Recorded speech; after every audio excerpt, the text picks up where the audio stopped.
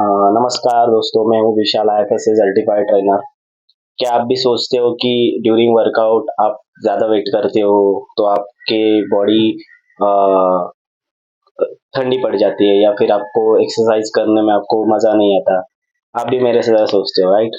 तो जब मैं इसके बारे में नॉलेज ले रहा था या फिर इसके बारे में मुझे आइडिया नहीं थी, तब मैं भी ऐसे ही सोचता था कि अगर मैं ड्यूरिंग वर्कआउट अगर मैं ज़्यादा लिफ्ट कर रहा हूँ, उसके बाद में मैं ज़्यादा वेट कर रहा हूँ, तो मेरा जो मसल्स है उसमें मुझे फीलिंग नहीं आ रही है या फिर मुझे एक्सरसाइज करने में उसमें थ्रिल नहीं मिल रही है या फिर मुझे जो एक्सरसाइज कर रहा हूँ उसमें मेरी बॉडी जो होती है वो ठंडी पड़ रही है।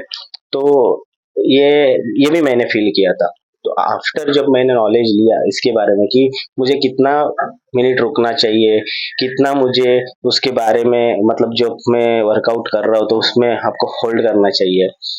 तो उसमें मुझे सिर्फ एक चीज़ याद आई और उसके पीछे मुझे एडवांटेजेस भी पता चले और डिसएडवांटेजेस भी पता चले। डिसएडवांटेजेस कम है, एडवांटेजेस ज़्यादा है।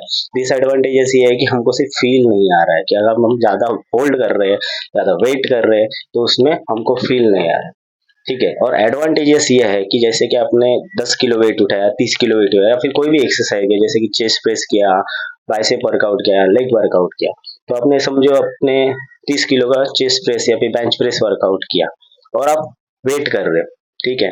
फॉर एग्जाम्पल आपने वेट किया और आपकी हार्ट बीट तेज है, आपकी ब्रीदिंग बहुत तेज हो रही है और आपने 35 केजी या फिर वही वही वेट आपने लिफ्ट किया, तो आपने फॉर एग्जांपल पिछला जो 30 किलो का वेट उठाया जिसमें आपने 12 रेप्स किए, वही सेम वर्कआउट में सेम वेट में आपको नेक्स्ट टाइम जब हो रहा है तो आपको परफॉर्म कर रहे हो तो आपको 10 रेप्स भी बहुत मुश्किल से जा रहे हैं। तो इसमें क्या हो रहा है, आपका जो हार्ट है, आपकी जो मसल रिकवरी है या फिर आपकी ब्रीदिंग है, वो कंट्रोल में नहीं है।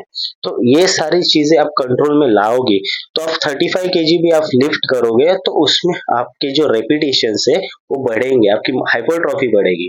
ठीक है, हम एक्सरसाइज क्यों कर रहे हैं? हाइपरट्रॉफी बढ़ाने के लिए, अपनी इंजरीज को इंजरीज नहीं हो इसके लिए। लेकिन अगर आप एक्सरसाइज आप ऐसे कर रहे हो जैसे कि हम कोई मजदूर है, कोई मजदूरी है, हम कोई आ, हम अपने बॉडी को टॉर्चर कर रहे हैं। एक्सरसाइज एक टॉर्चर ही होता है, लेकिन टॉर्चर तब तक होता है जब तक आपको इंजरी ना हो। ठीक है, हम इंजरी करने के लिए नहीं आ रहे, हम वहां पे हमारी बॉडी, हमारी जो शरीर है वो बनाने के लिए आए हैं। फोकस करो कि आप जो एक्सरसाइज कर रहे हो उसमें आपके हार्ट बीट और आपका जो ब्रीदिंग है वो कंट्रोल में आए। किसी किसी का हो सकता है कि उसका ब्रीदिंग 30 सेकेंड्स में कंट्रोल में आता है, किसी किसी का ऐसे हो सकता है कि ब्रीदिंग कंट्रोल करने में आपको टाइम लगने दो। ठीक है, टाइम लगेगा, लेकिन अभी आप ये भी सोचोगे कि इसमें ज्यादा मैं अगर फोकस करूंगा तो मेरा जो मसल है वो वीक पड़ जाएगा या फिर मेरे पास सिर्फ एक ही घंटा है। ठीक है, एक ही 1 ही आवर्स है, उसमें मुझे ये सारा वर्कआउट करना पड़ रहा है, तो मैं कैसे कंट्रोल करूंगा? आप एक समझ लो कि जान है तो जहान है। ठीक है, अगर आपकी बॉडी आपको रिस्पॉन्स नहीं कर रही, अगर समझो अगर आपको हार्ट अटैक आ गया उस टाइम पे, ठीक है, बहुत से ऐसे रीजन हो रहे हैं, बहुत से ऐसे केसेस हो रहे हैं कि जिसमें लोगों को हार्ट अटैक आ रहा है, प्रॉब्लम हो रही है, इंजरीज हो रही है, ये सारी चीजें आपके पास आ गई, आपको भी हो गए, क्या करोगे? तो शेयर करो ये वीडियो उन लोगों को जो बोल रहे हैं ना कि मुझे मजा नहीं आ रहा है, मुझे फीलिंग नहीं आ रहा है वर्कआउट करते हुए। अगर चाहते हो तो कर लो, हार्ट अटैक आएगा, चली जाएगी, हो गई आपकी बॉडी। ठीक है, तो ब्रीदिंग के ऊपर और हार्ट के ऊपर, हार्ट बीट्स के ऊपर कंट्रोल करो। Thank you so much.